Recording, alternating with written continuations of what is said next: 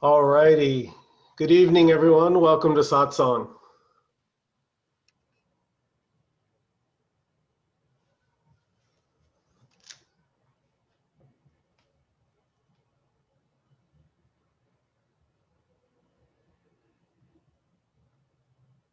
So I'll take a nice deep breath and let it out, please.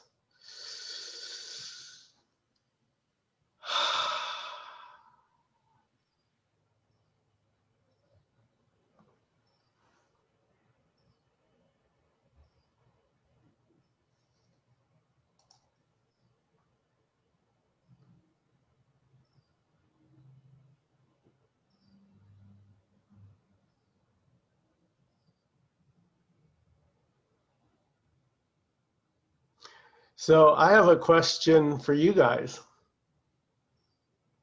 And we can go ahead and unmute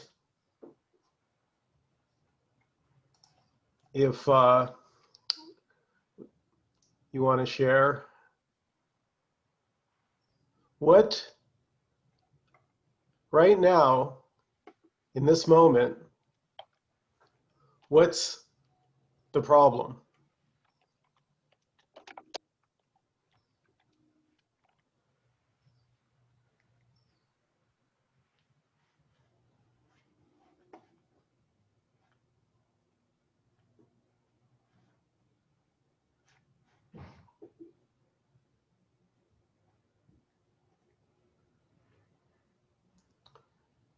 I'm not hearing very many problems.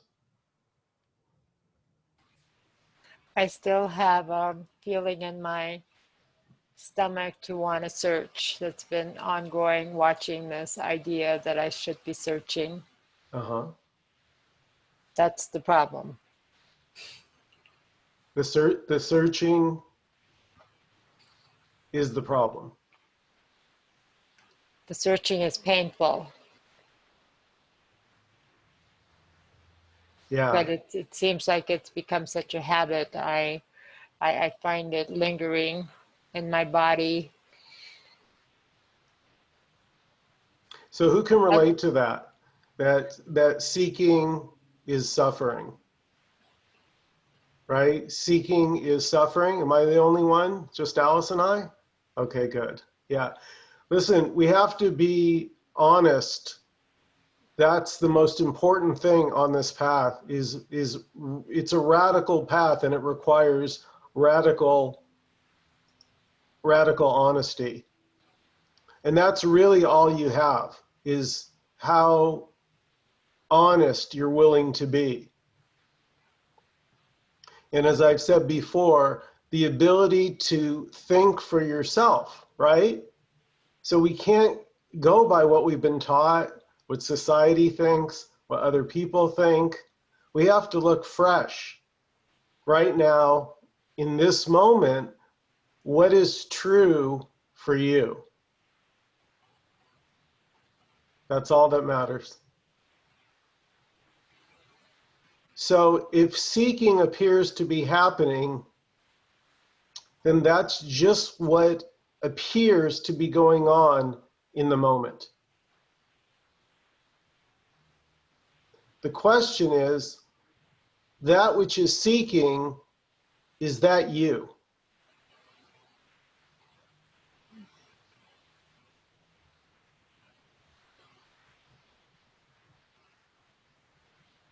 No.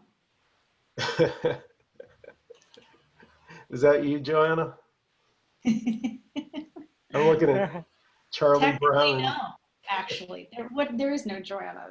Like there's characters, there's parts. It's like watching a play, honestly. Right. So can we say that there's something that feels separate and it doesn't know what it's looking for, but it's searching for the end of this feeling of separation? That sounds good.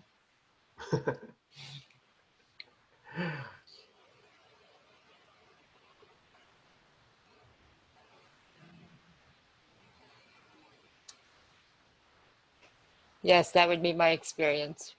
Mm-hmm. And so what is this seeking entity, Alice, looking for? the end of it. Yeah. Well, there you go. Wow, that didn't take long, right? So Right. so this is crazy, right? It's like I'm walking to try to get to the end of walking.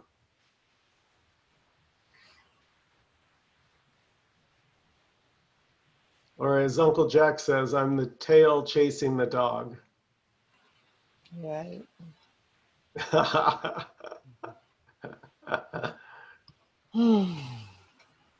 The question, what is the problem? The problem is the question. Yeah. Wow. Yeah, the fact that the mind raises the question and we take it seriously. So the mind saying something's missing, something's lacking. I don't have everything I want. And we believe that.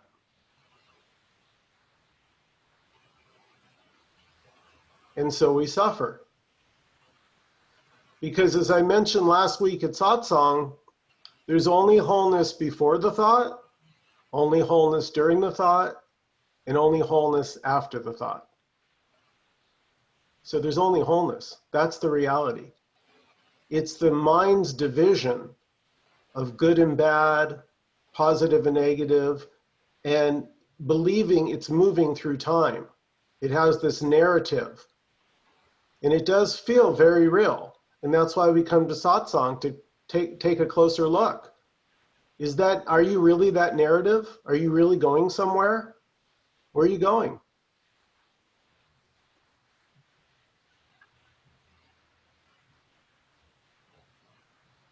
This is it. This moment. This is everything. There's nothing other than this moment. It's just us having a little Zoom chat. That's actually all that's going on in this moment. Nothing more.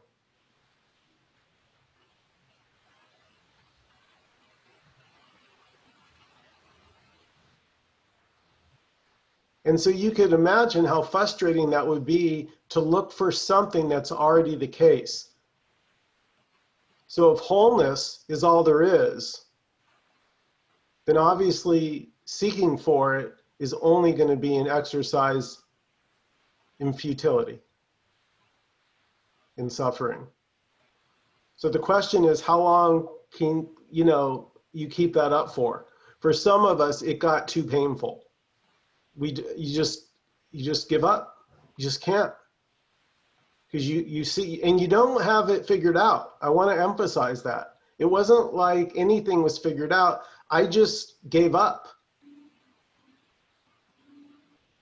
And in a way, that's kind of a misnomer too, because there actually wasn't a me to give up. That was the illusion. There is no me. There's no me here and there's no me there.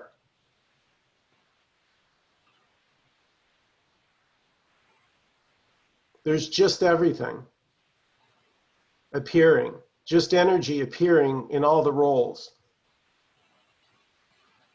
And nobody is doing it. That's the freedom. You realize everything's just happening spontaneously. So the doer is an extra ingredient. It's an additive. And all it does is create problems.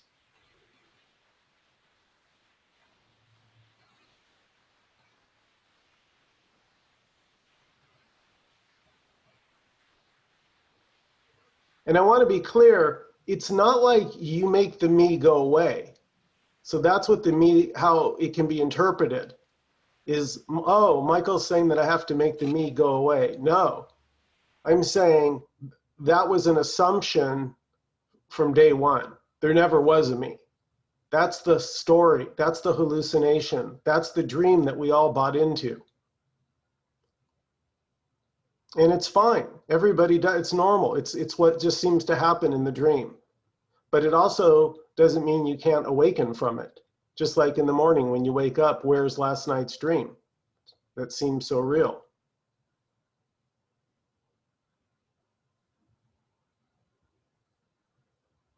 Now, it depends on how this message hits you. If there being no me sounds fantastic, if that sounds like what you've been, wow, that's how it hit me. I'm like, good God. The only thing Michael's good for is getting into trouble.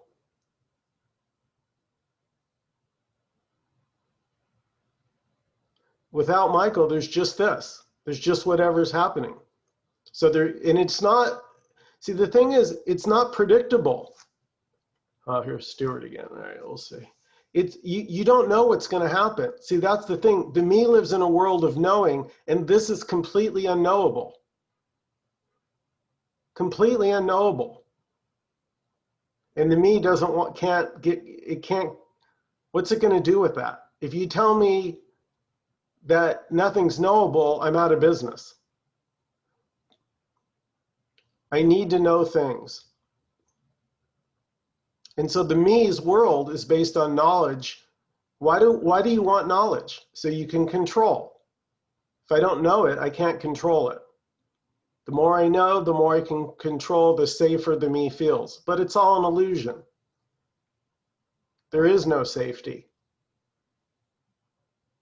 That's an idea. That's a concept for the me. The me is scared, so then it seeks safety. It feels incomplete, so it's looking any way it can to make itself feel whole again. And that whole thing is an illusion. It's just spinning wheels. It never happened.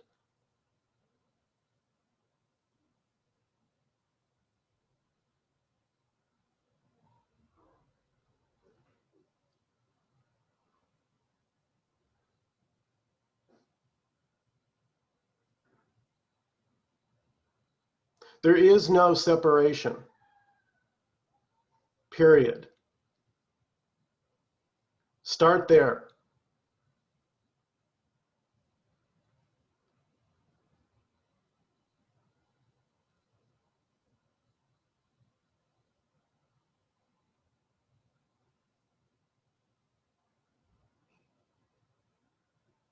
That was my post today on Facebook.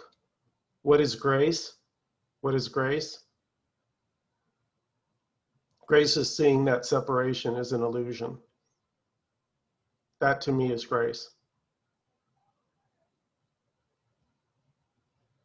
See, just because it feels like you're separate, we buy it. Oh, I feel separate. Well, we got to go into that. What if that's just energy? Everything is energy, and that particular quality of that energy is of feeling separate. That's that energy's quality. So everything is energy appearing however it appears, and it's uncontrollable. Nobody's doing it. It happens as it happens.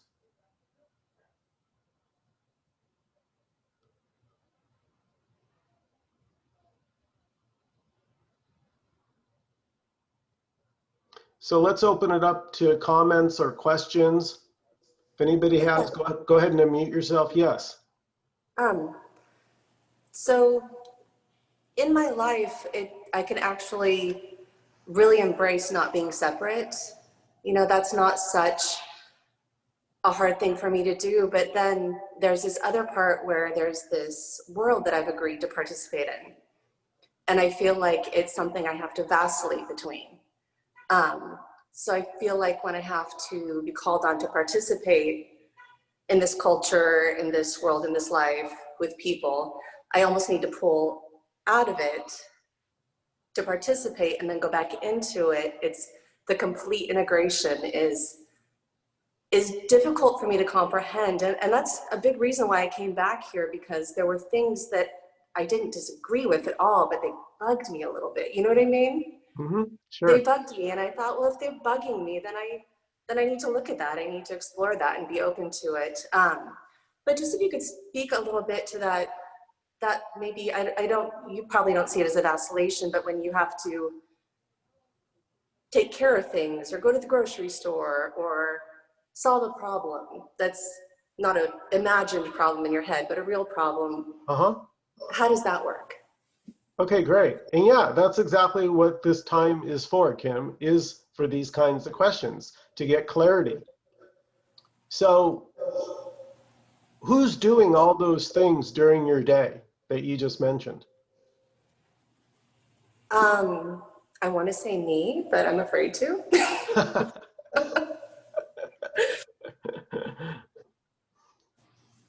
I mean, it's, I mean, what do you call the not me? I don't Everything. know everything. So there's just everything. Yeah. So everything gets done. See, what it is, Kim, is the me is a claimer. It takes credit. So all the things you're doing through the day, taking care of your son, you know, being a wife, doing your job, all your duties, the me thinks that it's doing all that. But everything is doing it. Yeah, I'm saying the me isn't, it's a credit taker. And all the things you need to do get done even better, even more efficiently, even smoother without Kim in the way. So by Kim, you mean the construct, the thoughts, Yeah, the mind chatter. yeah, Okay. yeah. Because it's doing it anyway. There is no Kim. Kim is a phantom. You've never, that one has no power. It's just a name, just a word, it's a sound. Whatever the life force, and this applies to all of us. It's not just Kim, it's all of us. Life is doing everything every moment. And when life pulls the plug on the life force to that body or this body, you have no say in the matter.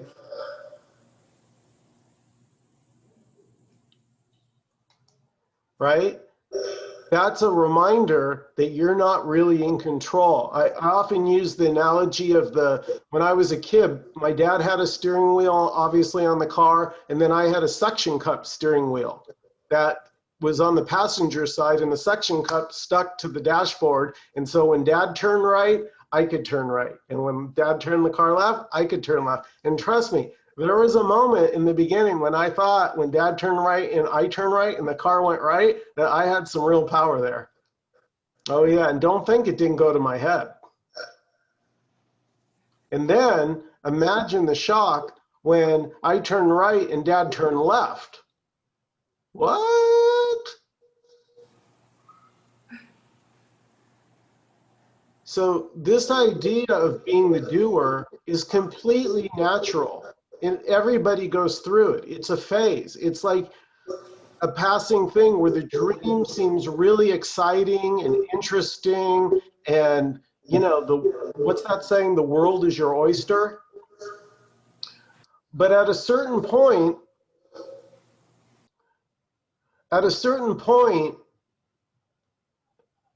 it's time to wake up from the dream. It's time to wake up from pretending that Santa Claus is real. Santa Claus is not real. Santa Claus was never real. The me that you take yourself to be is as real as Santa Claus.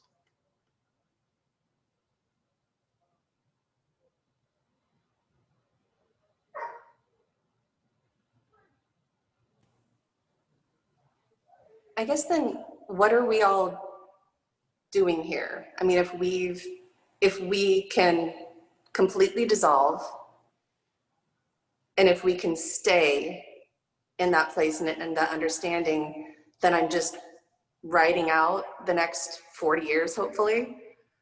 It almost seems like you have to make mistakes, or you have to have misconceptions in order to grow and become and evolve. I don't feel like I'm done messing up yet. Oh, no worries. I can pretty much assure you, you're gonna mess up a lot more. So yeah, don't worry about being too perfect, Kim. I No. promise you there'll be some messing up. But the thing is, there's nobody doing it. And this is the thing. Because we think we're a me, we think that others are a me. And why didn't they do that job better? And they should have known better. I wouldn't have done it like that. So when you take yourself to be a me, it's horrible. It's constantly comparing and judging. I I think of it sort of like as a guard at the gate of, and it's standing there at the gate of your mind going, I like this, I don't like that. I want more of this, I want less of that. This is good, this is bad. That, first of all, is exhausting, right? Think how much energy that takes to constantly monitor every moment of what's good and what's bad and classifying and figuring out, and it's constantly changing anyway. So is it any wonder that the me is in a constant tizzy? Because it really doesn't know anything. It thinks it knows a lot, but as I keep bringing you back, this is unknowable. I don't know what this is. I don't know how this is happening. It appears to be like a dream, right? Isn't that what you would say about a dream? Well, a dream appears, so it appears real, but it's also not real. And the problem for the me is it's taking this moment as real, only real. It's not getting the other message, the other half of it that says this is both real and unreal, just like a nighttime dream. So because the me takes itself to be real, it needs this to be real. As soon as you see you're not real, the me isn't real, the world becomes much lighter, much freer, much less constricting. I can't explain it. You'll just know it.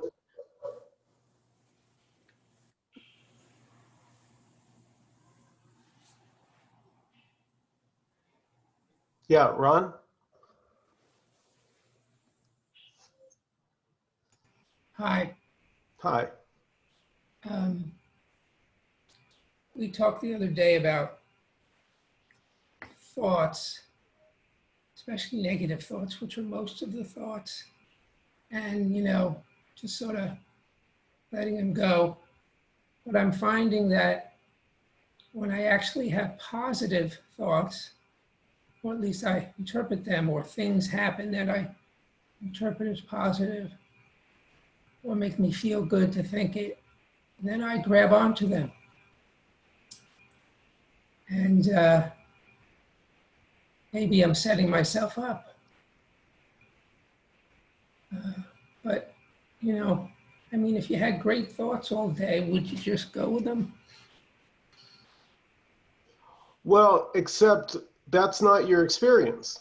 You don't have just great thoughts. So yeah, there's the me in its natural habitat, wanting to exist, but only have good times. Let's have good times. So unfortunately, that's not how the dream is built. The dream is built on duality. Kind of, Tracy, didn't you post something with those two people talking, and one is talking the white yin and yang, and the other person's the black, and then above them they kind of come together and make the yin and the yang? Yeah. Yep. So that the reality is, Ron, when we take ourselves to be separate, the me can only experience good sometimes and bad other times, and there's no way out of that. And so that's what satsang is for, is to get you out of that loop of, it's a roller coaster.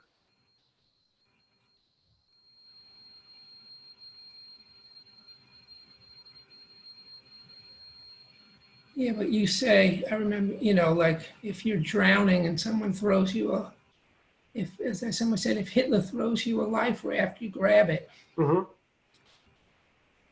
Yeah. Well, of course. Yeah. So, But that's not you doing that, Ron. Just like I told Kim, there is no Ron there. That's the part that everyone's bumping up against is, and you need to do that. So Kim, in a way, kind of what you're saying is right. You have to keep bumping up against the me until it begins to dawn on you that you can't actually find that one. Like if I say, look now, right? Show me your me, I'll give you $1 million.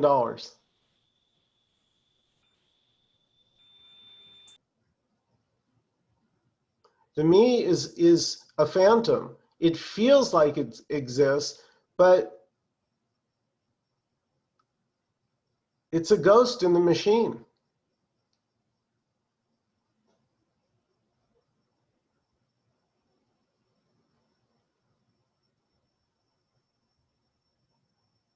The me is separation. I don't know how to say it any stronger. As long as you take yourself to be a me. Somebody messaged me from the awakening community on Facebook.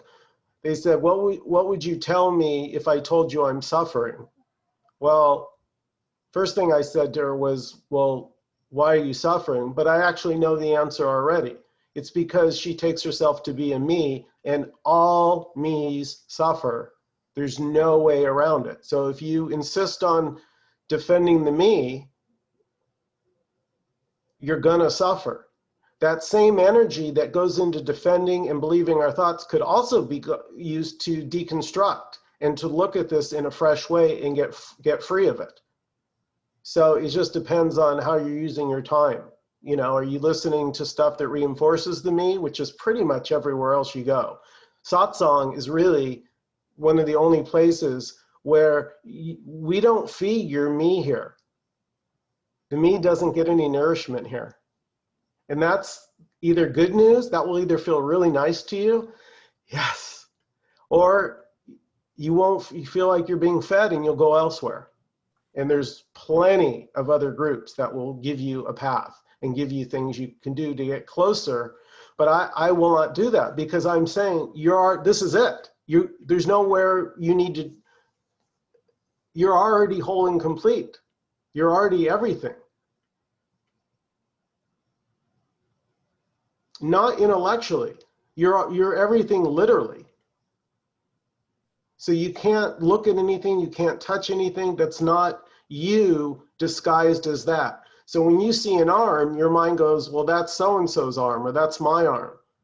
But if it's all energy, who owns it? Who owns energy?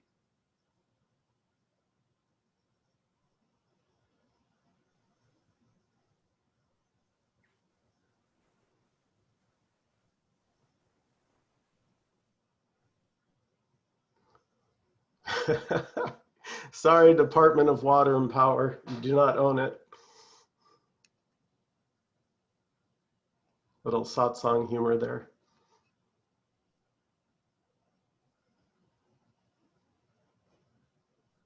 So yeah, please jump in, unmute yourself, get your questions answered. And trust me, if you have the question, somebody else has it. I promise. Well, hey, Michael, am I still there? Yeah. So I got some good news, whatever. Some doctor was going to see me, that he wasn't going to, whatever, see me. And it just made me feel very good. Good. Okay?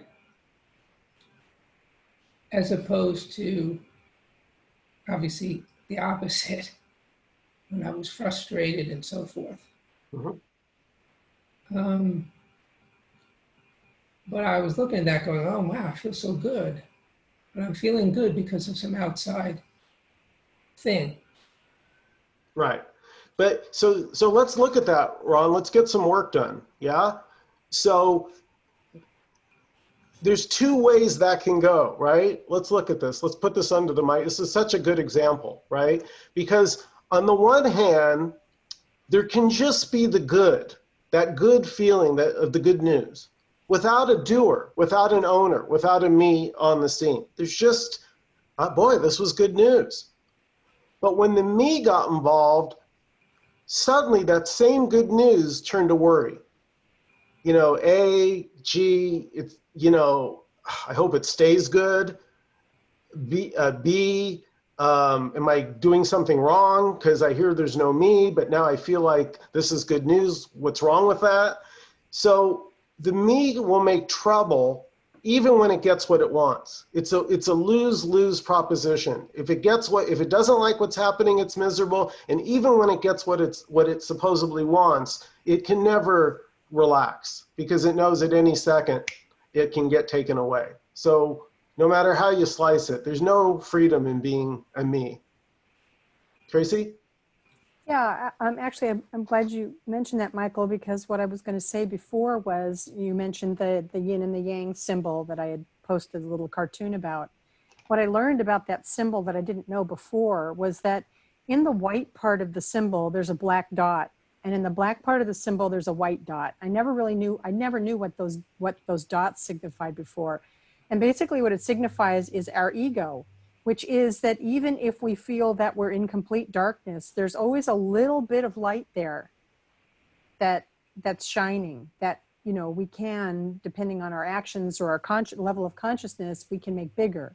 And in the white part, where everything is light and we think everything is great and if everything's happy, beware, because the ego is still lurking in there as that little black dot. And if it takes hold, there's a pretty thin line between the black side and the white side, and it doesn't really take much to cross that median. And the median itself, which is where we want to be because it's the balance between light and dark, actually represents our spines, which is the chakras, you know, the energy going up. Or you could look at it as a river. It's the same, kind of the same concept of the river that's constantly flowing. But I love that about the two dots, because it's this kind of ever-present reminder that even if we tell ourselves everything's great, that black dot is the but. That black dot is the ego saying, yeah, but you know what? This is going to be fleeting. It's going to go down tomorrow. It's, you know, all the pessimism and everything else of that dark side is always there, because we're still living in a world of duality. And that's where the lessons come from. So I just wanted to say that.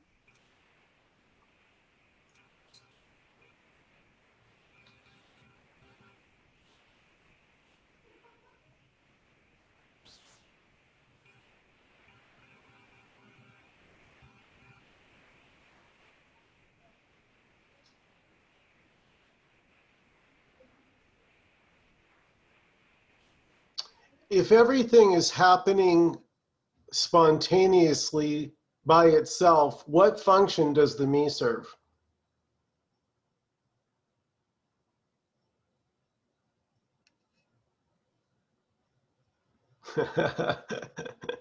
I see some people shaking their head. It takes me to work. It shows me how to drive a car, how to do my job. The me does? Doesn't it? I mean, you have to, there's a faculty of learning to understand things, to be able to do things. Not. I think the cooking, learning to cook, putting things together. Maybe Well, I'm off track there. Maybe. Well, I want to go to Alan. Alan is our resident sports psychologist here, Alice. No, hold on. I'm just to bring him in, because I want to talk about something that relates to what you said, Alice. So Alan, they talk about being in the zone. What does that mean when a baseball player is in the zone? What is that experience like? Well, when you're in the zone, you're basically void of thought. Well, you're basically void of duality. You're void of the future, you're void of the past, and your beingness, if you will, your pure awareness just takes over, which we can say is already happening anyway. But what's already, in other words, what's already happening is happening. There's nothing in the way of it. So it's like a great movie or a great song that you're lost into. You're at one with it. So I actually have it's funny, I use a line with athletes, which is the zone is always happening, like the sun is always shining. It's just a question of, are you doing anything to get in the way of it? Yeah. I get it. I understand that. Yeah, I mean, and I do it too, right? So the difference would be running versus thinking as you're running. Right. So without the thinking, I can still run and smoother and faster and more enjoyable, right? Because I'm not thinking, I'm just letting my body go as fast as it can. But if I'm thinking, getting tired, it's so hot, right? So that's what I'm saying. All the me is doing is gumming it up.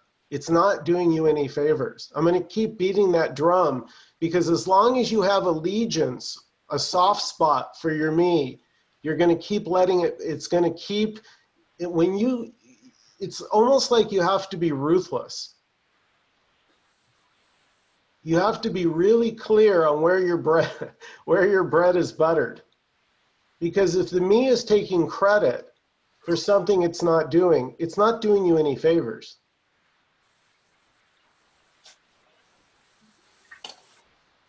Also, we're talking as if there's one me, and in psychology, there's this form of analysis. It's called parts work. And when you do parts work, you're basically like, you're going in and you're talking to yourself at different stages. I'm talking to my 5-year-old self. I'm talking to my 10-year-old self. I'm talking to my 30-year-old self, my 22, you know, all that. You do enough parts work and you realize there's no one thing in here.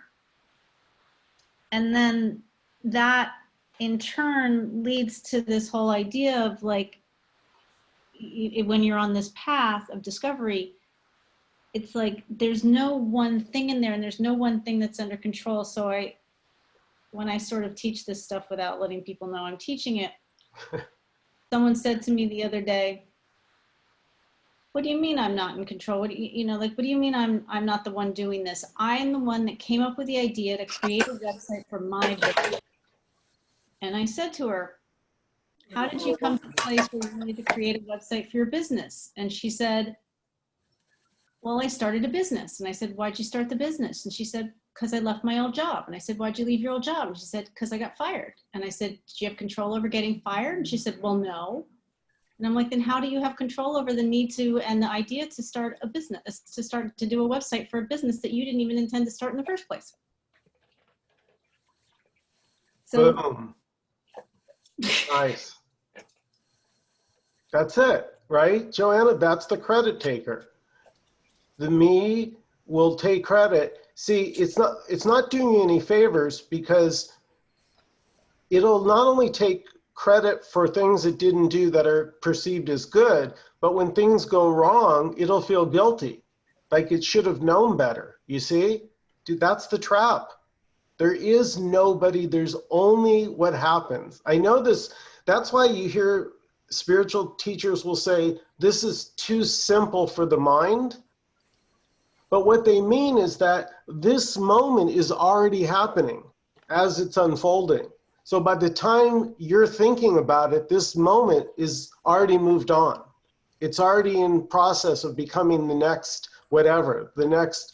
So what's happening is never actually what you think is happening.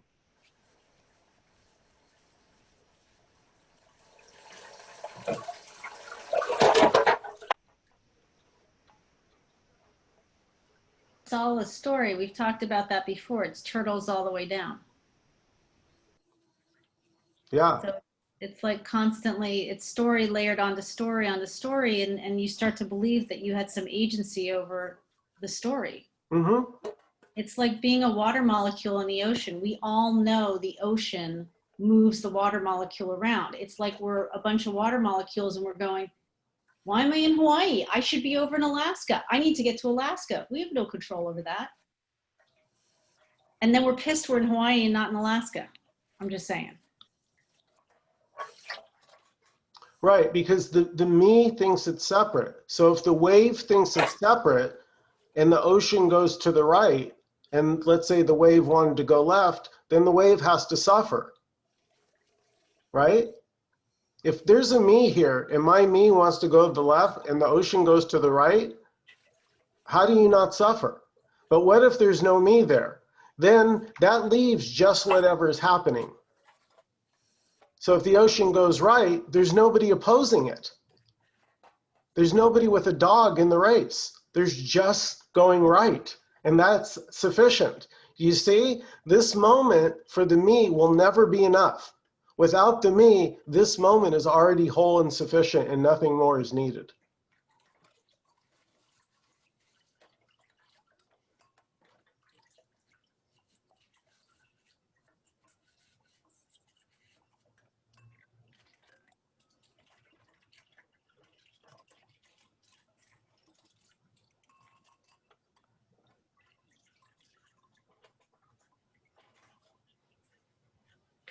Michael, I'd just like to ask about choice. And for me, we're talking about me, for this form, like when I find myself being pulled into the me, I make a choice, a decision that I'm not going down that track. I'm going to stay with presence. Do you see it as a choice? No, because who would be there to make the choice? Okay. But it somehow it's working for me at the moment to, I don't know, whatever. It somehow it's working for me to not go down that track of the mind, but to stay here. Yeah, there's It's like, only what happens, Faith. So if that's what's happening for you, then that's simply what's happening. But it's not happening to anybody. no, okay.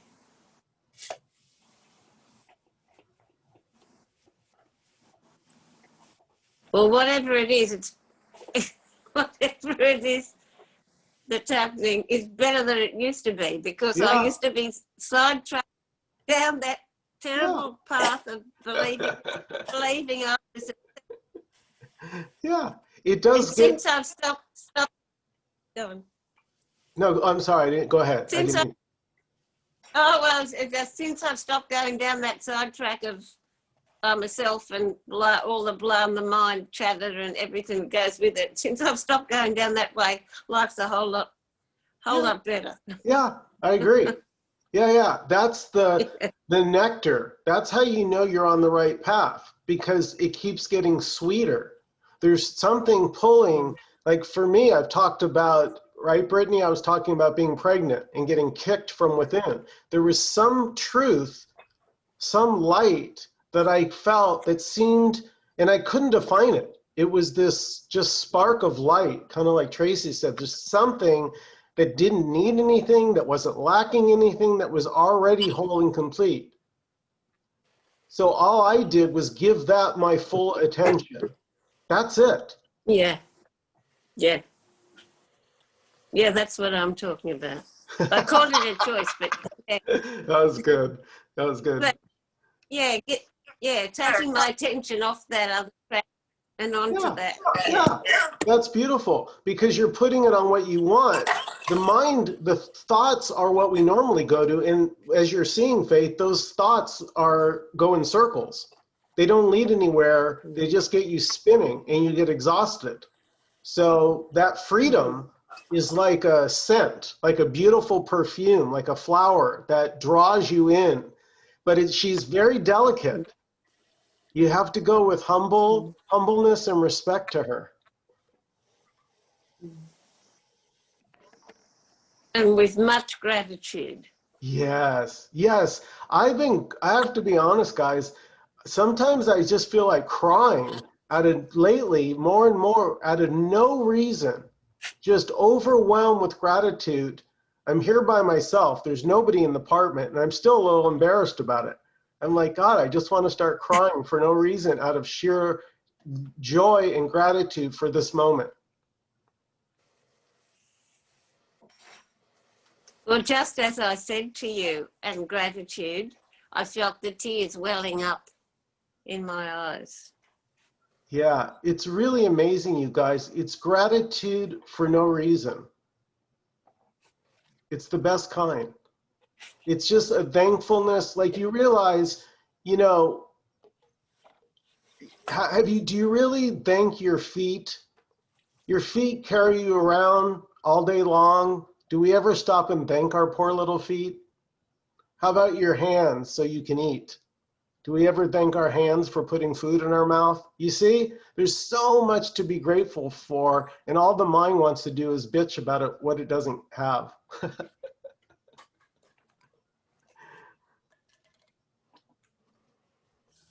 Hey, Michael, I just wanted to add something to what Faith said. It's something that I've been, talking a lot with athletes about, that I work with, and really with myself too. But you've heard me use this term a million times in our Wednesday night meetings. But faith, in a way, what you're really doing is you're changing your default, because we have so many years of programming with old patterns. Our mind has such great practice at defaulting to the drama and to the story and to whatever. And as Michael used the term nectar, as you start to stay more in that kind of no mind, or whatever you want to call it, and you start to really feel an authentic peace and tranquility, and you know it's true, that's sort of what you're doing, is you're now realizing, wow, I just want to go here. I just want to go here. And you're actually changing your default. And so whatever you're doing to do it, it doesn't really, the point is that you have now started a new pattern, so to speak, a new default. And that's when I deal with athletes, you know, their programs are, there's fans in the stands, there's media, there's, you know, if I strike out, if I miss this, you know, negative, and that's just stuff from maybe their upbringing, of course, or playing sports their whole life. So what I need to do with them is get them to let everything go and say, no, you need to focus on your breathing. You need to focus on what are you committed to right now in this moment to, you know, execute your plan. And even if the old program comes up, even in the heat of the battle, you have to start being neutral to it and letting it be, like you were talking about.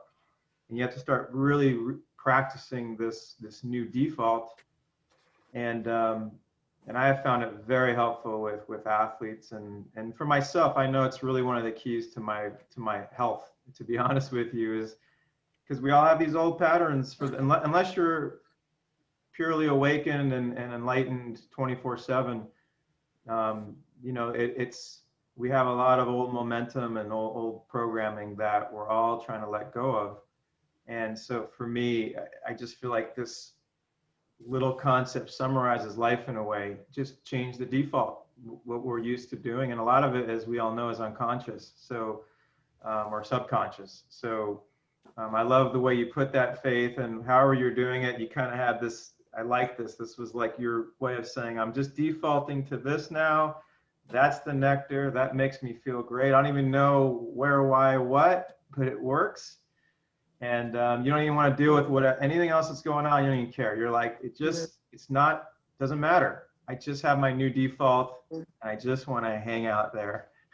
And last thing, Michael, is I've been also really focused on gratitude the last week or so. I mean, just like you said, with the hands and the feet, it's so powerful. It sounds corny in a way, but it's really true when you just stop and think about how lucky we all are every moment. And Faith, I did quote you to somebody this week about, you said every moment you looked at holy last week. Yeah. And I actually used that with somebody. I thought that was very powerful.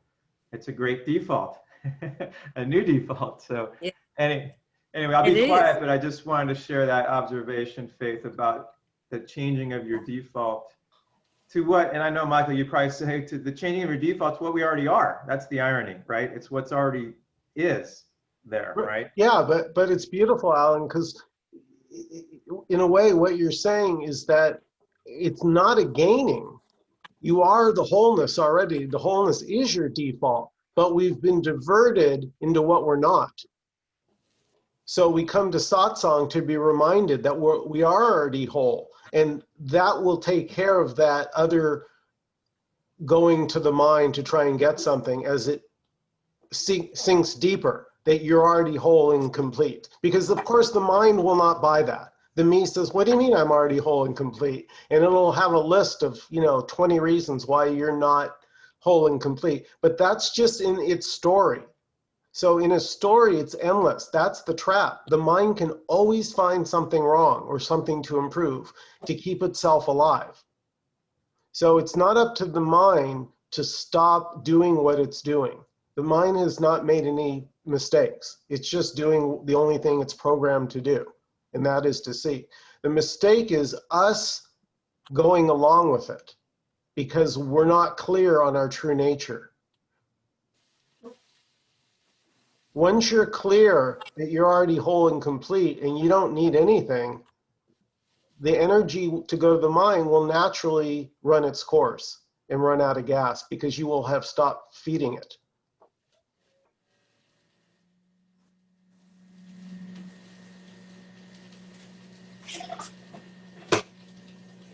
It would be like if a salesman came to your door every day and one day you realize, wait a second, that guy keeps selling me cookies and I'm getting fatter. Maybe it's a good idea if I don't answer the door. And so the guy keeps coming. So your mind is going to keep coming to try and get you back as a customer, right? I almost sound like Muji here a little bit. So I don't know if he's ever used cookie salesman, Diana, but so. He used used underwear. Oh my God, Muji. So much more appealing, isn't it, than cookies? Wow, well, yeah. Well, I don't know. Depends on your mood, I think. But anyway, so I forgot what that was. Oh, so you stop answering the door, meaning, and I said this to Ron during our private, I said, Ron, don't argue with your mind. I said, whatever it says, just say, okay, right? You hear the neutrality in my voice? I'm saying, okay. I'm not arguing with it. I'm not saying it begrudgingly, like, okay, fine. No. Okay. Like, it doesn't matter to me what the mind says. It would be like if a 5-year-old called you a duty face and you got really upset. It's a 5-year-old. He doesn't know better. He called you a duty face. It could, but if you take it personally, you could probably get pretty upset. So it's the same with the mind. When you stop taking your mind personally, it's such a relief.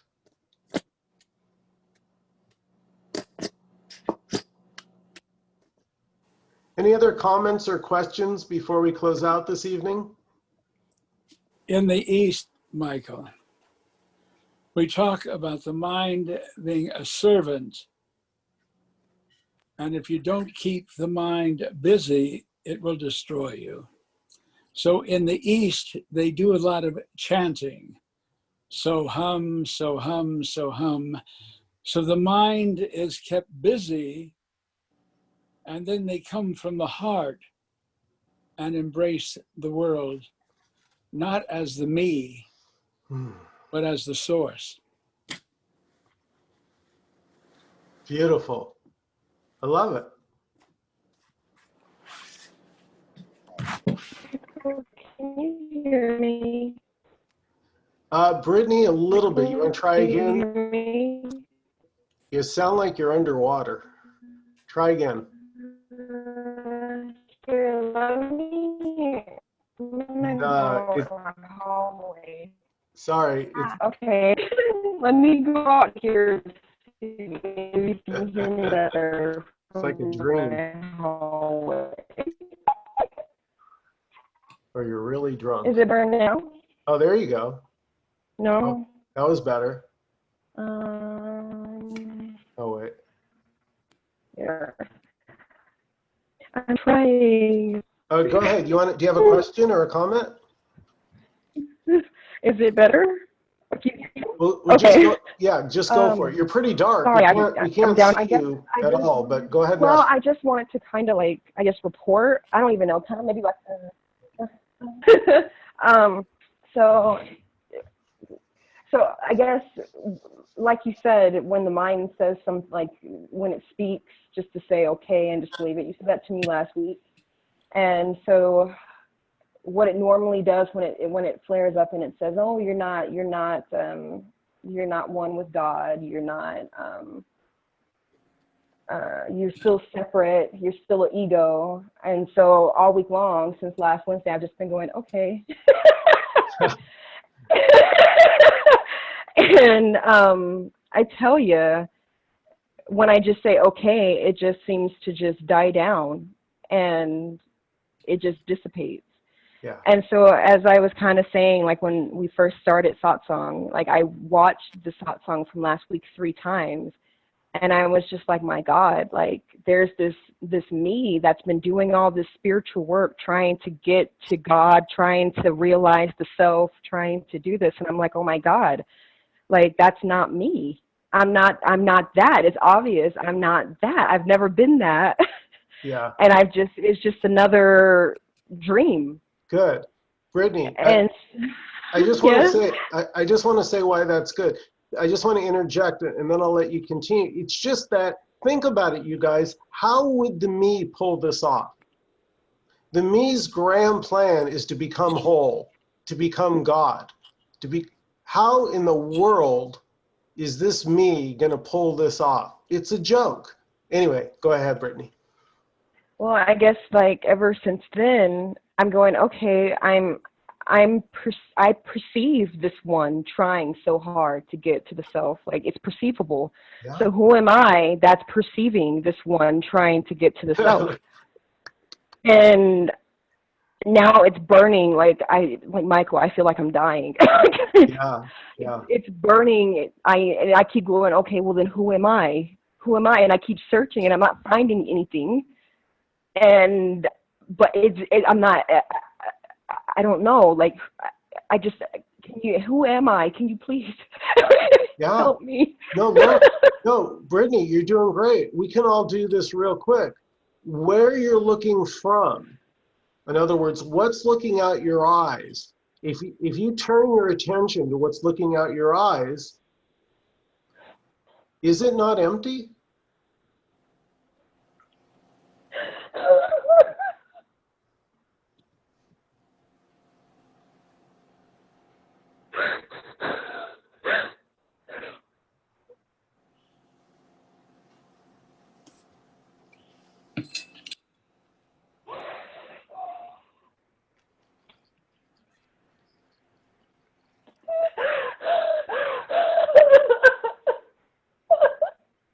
It hurts so bad, but it feels so good.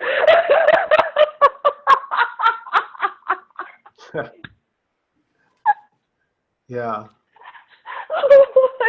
It's I'm so sorry. No, that's fine. That's beautiful, Brittany. It's just that it's the death of something that doesn't exist.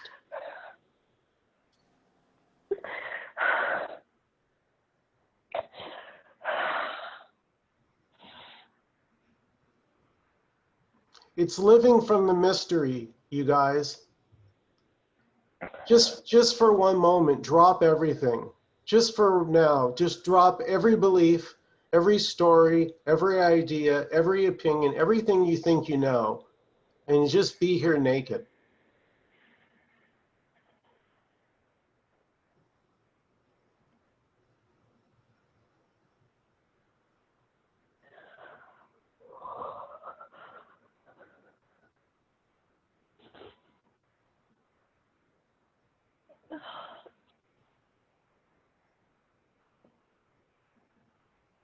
Like even now, like I feel like I'm on fire, but I know that I'm not this fire because I'm perceiving it. I just don't know. Like I keep saying, well, I can't wrap my head around. There's nothing who I am seeing as. I can't wrap my mind around it. And I'm like, well, but it's not for the mind. I'm perceiving the mind. So how can it be for the mind? That's it. Don't complicate it. Stay with as simple as you just said it. Diane, do you have anything? No, just let that fire burn and watch it. Just stay as the watcher. That's all you need to do. That fire is a purification. It's purifying. It's important. Don't let the mind interpret anything about it. I think that's the hardest thing. The mind wants to interpret, like, oh, is this it? Is the ego finally dying? Is this it? Think, shh, shh. And I'm just gonna be like, okay, and just Not now. Not now. Let it burn. Exactly. It's just like the salesman coming back, Brittany. Don't answer the door. Let him, because he's going to try. He doesn't want to go quietly. He likes controlling you. All right, I have to lock the door, I guess, because I keep wanting to open it, Well, and I don't. What would you tell, Brittany, what would you tell a little kid that was afraid of the ghost in the closet, and you open the closet and you go in their room and you show them there's no ghost, and then they get back in bed, but they start crying because they believe there's a ghost. So there's never a ghost in the closet, but as much as we believe there's a ghost in there, it'll feel real for us. So that's kind of the same with the me. Depending on how, remember, we're all unique expressions. So this is why what anyone else says or does has nothing to do with you. It doesn't matter. We're all unique. So there are no rules to this. You just trust your inner knower. That's it. You already know. You know what to do. It's just that your mind gets in there and mucks it up. Just trust your heart. Your heart is silent. Your heart already knows. It's just that we get lost in our head and we forget about our heart.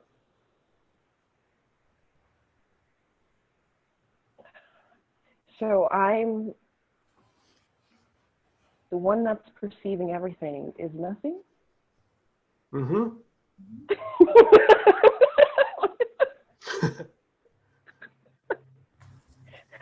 Oh my God. I know, it's ridiculous. That's the cosmic joke. This. Well, we say it's no thing, Yeah. not nothing in the way that the English Right. language interprets it. It's Yeah, it's just what we are is no thing. Yeah. okay. Thank you guys so much for it's just burning. Yeah. It's just burning. I'm still burning, but you know what? I'm grateful. Yeah, you believe it or not, you cannot screw up because there is no right way. Daryl Bailey used to talk about, believing that you could make a mistake is like saying a snowflake did it wrong. That snowflake, bad snowflake, not correct. Didn't have 8 perfect. So that's what we do, is we compare ourselves. That's what the mind does, is it compares against other. That's an illusion because there's only one.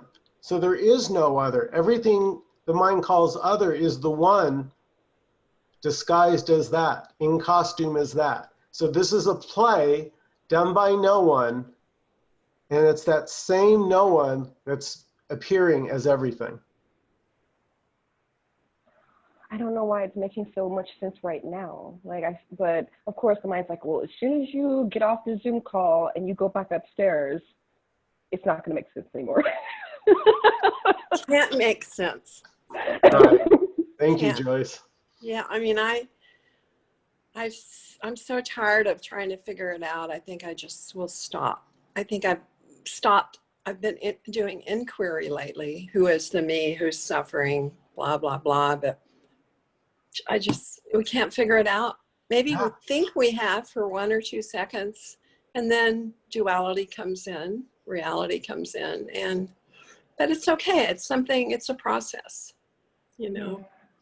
Well, Joyce, the point of the inquiry is to see there's nothing there. Yeah, so I see that in that moment. And then the mind kicks in, the ego kicks in. Right. And I forget. Well, I don't forget, but there's a forgetting. Right. And yeah, so that's why it's good to do it 24/7, huh? You have to. Satsang is 24/7. It's, if you're serious about this path, there's just nothing else. This has to be number one. If anything else is above this, go do that. I would recommend that you go do that. Seriously, because this is like Diane was saying, and Brittany, it's a burning of everything. Everything gets ripped away from you and burned till there's nothing left. And that's good. I don't want anything. Like, take it all. I don't. Right. Everything. I offer it all up. I don't want any of it. And I know Sri Ramana Maharshi says to inquire until there's no one left to inquire. I don't know why my inquirer keeps staying. I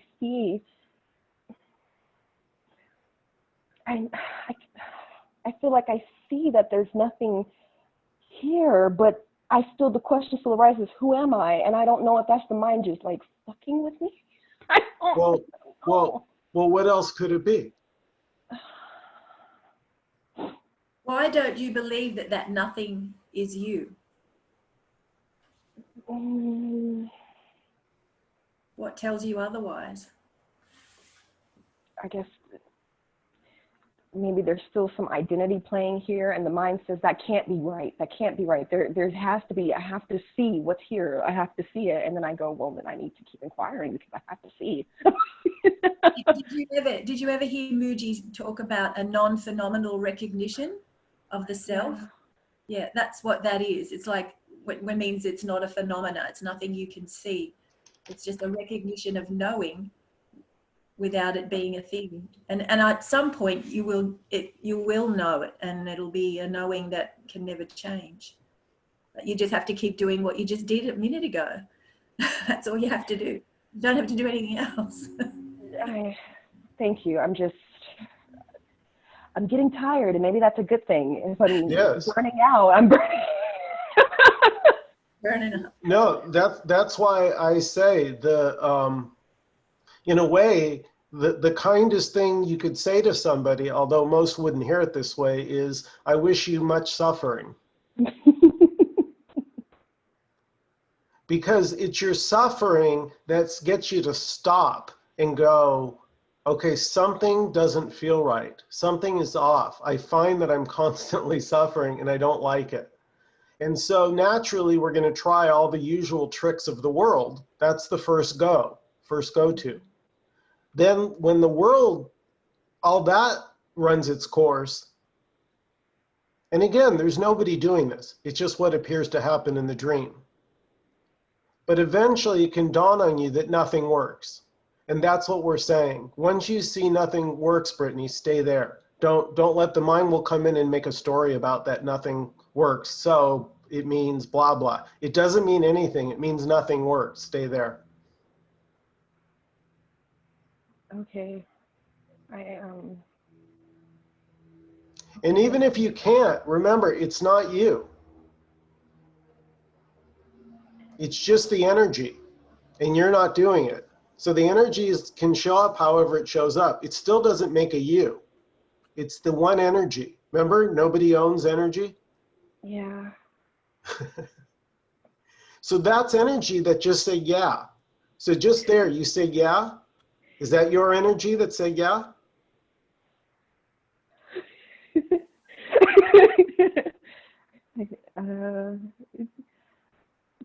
Yeah. That's your energy? Where'd you get it from? I don't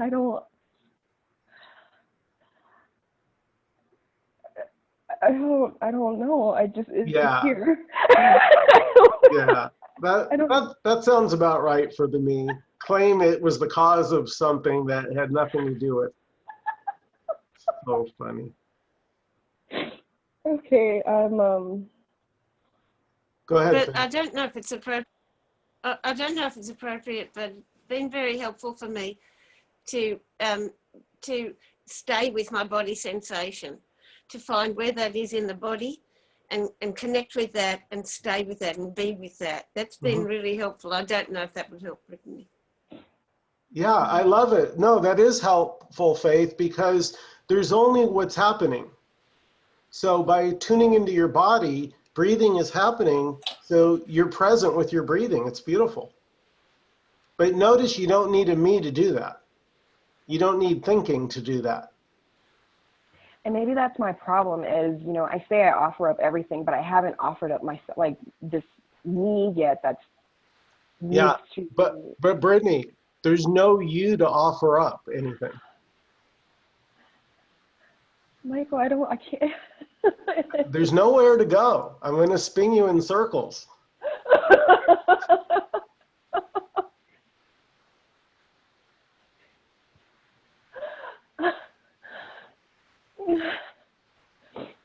The me is trying to escape from what it was never in.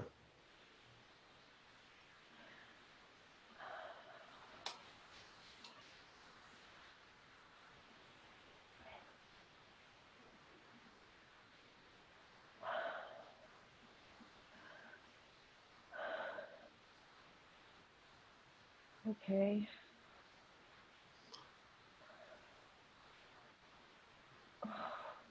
All right, guys. Well, we've covered a lot of material. Take it easy. Be gentle.